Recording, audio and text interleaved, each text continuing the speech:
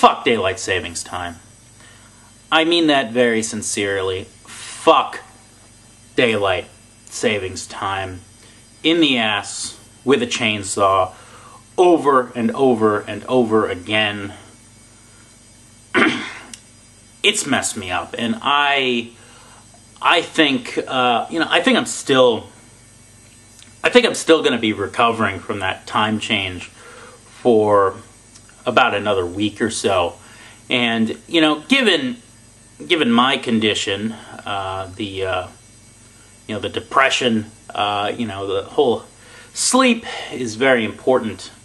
And this whole DST thing has definitely thrown it all out of whack. Last week, I was very unmotivated, and it was, very, very difficult to get through the week.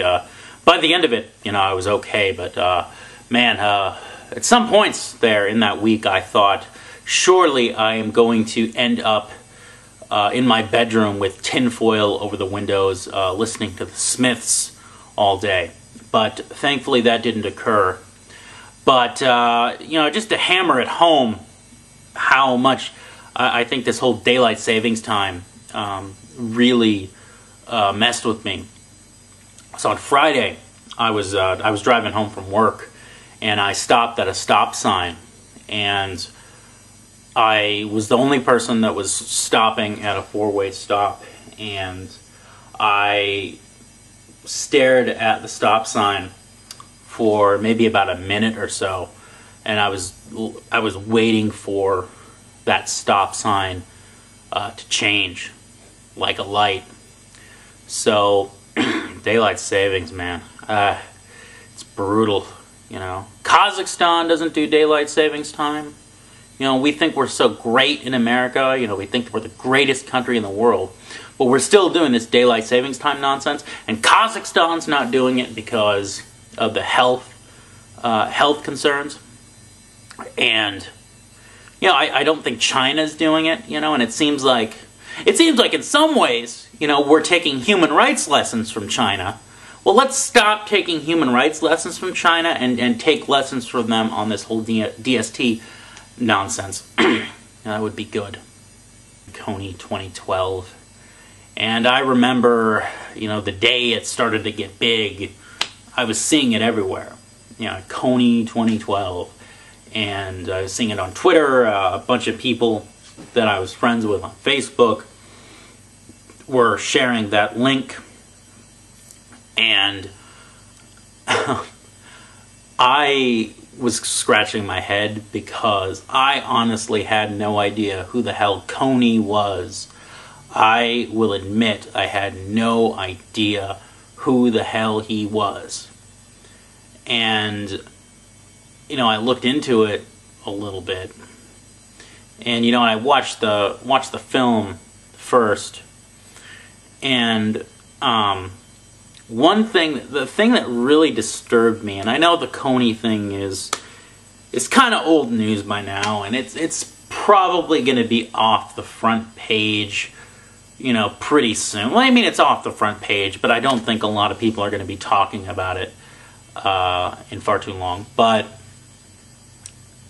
the thing that really disturbed me about the Coney 2012 thing was that essentially the people watching the film who were being asked to donate money were essentially being asked to take sides in a war that they had no hope in hell of truly understanding.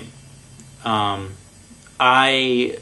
watching the movie, and I know, this isn't the place to go for a definitive understanding of anything, but I went to Wikipedia and read about the Lord's Resistance Army insurgency, and my head exploded because it was clear to me that the situation was 1,000 times more complex than had been presented in the movie.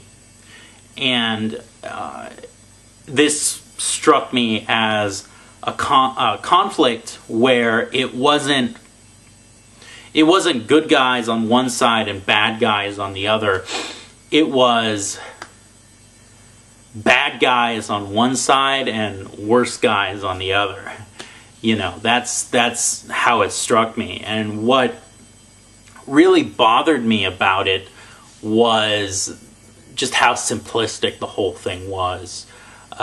This Coney guy was being presented as some type of like a super villain of some sort. Like you know, it was kind of like, you know, Joseph Coney is like this super villain in a mechanical suit, and he's, you know, going around firing missiles and stuff, and he, you know, he's unstoppable and bullets bounce off of him.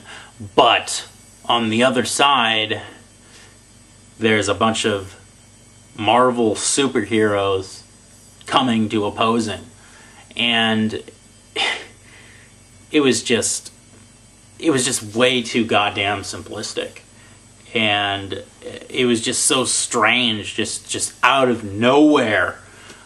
This obscure conflict in Africa is, you know, front page news in America, and middle-class white people are talking about it. And that's maybe I'm completely wrong on that, but that's who I imagined got caught up in this was, you know, middle-class, upper-middle-class white people got caught up in it. And I don't know. This kind of goes back to, you know, my time being plugged into evangelical Christian culture. Is Africa. Africa seems to be this prop, basically. It's this prop that white people in America use to show that they are concerned about the larger world.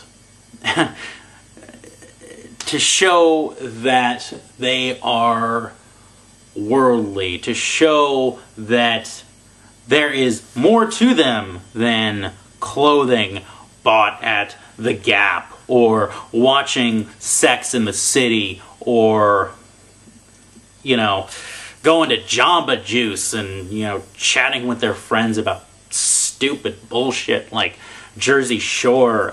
I don't know, okay? That's kind of what Africa seemed like to me. It was just a prop. You know, it's this land where there are backwards governments and there's lots of suffering, and they're just waiting. Okay? They're waiting to be saved. Waiting to be saved by the blessings of Western civilization. Andrew Breitbart. Andrew Breitbart. You can tell that I am on the cutting edge here because I'm talking about Andrew Breitbart a couple weeks after he died. Okay, his body has been on the ground for a fair bit of time, and the worms are going nuts, and they're like, this guy's pretty. This guy tastes pretty good. Okay, this guy is the Big Mac of corpses, I guess. No, that's horrible. I won't celebrate a man's death, okay? And in my younger years, when I was in my 20s, I was a conservative. I was a member of the college Republicans at my college. And back then, I probably would have been the type of person that would have thought Steven Crowder was awesome, but thought Lee Doran, you know, How the World Works, was just doing yeoman's work. And I definitely would have supported a guy like Andrew Breitbart. But now, my political views, I wouldn't call myself a liberal in the modern sense. But I don't want to talk about what my current political views are. I want to talk about Andrew Breitbart and the reaction to his death, and what really kind of baffled me about it was, I understand why his family and his friends would be saddened by his death because they knew him personally. What I don't understand is average, normal, everyday people who are consumers of news are mourning his death like he was greatly important to them. An example of that would be Brock Lawley, who makes videos under the name The Atheist Antidote, and I'm sure many of you are familiar with Mr. Lawley and his antics. But he made some elegiac remarks for Andrew Breitbart, and I found them inappropriate and improper, and the reason is Breitbart's job was to manipulate the media. His job was to manipulate the media on behalf of one of the major political parties in America, so that the media will behave in a certain way, so that we will discuss in the coffee shops, the bars, the diners that politicians always find their way to during election season, and have some pie with the common folk. So that, when we're discussing the issues of the day, we are discussing them according to the terms that have been laid out in the mass media. That's who Andrew Breitbart was. He was a political operative. Okay? His job was to manipulate you. Okay? His job was to sell you the policies of one of the major political parties in America. That's what his job was. That's what defined him. Okay? Why does he warrant a eulogy from the common person?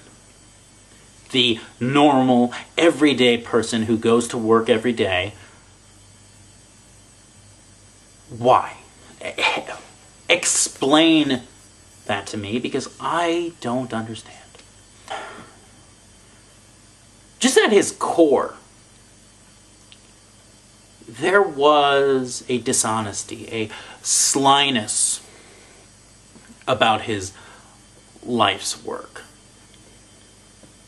And I don't know that that's something that we should celebrate. I really don't. I don't honestly know that the life's work of a person like an Andrew Breitbart should be celebrated. I really can't say with a straight face that he should be celebrated, that his work should be celebrated, and that we should respect his success.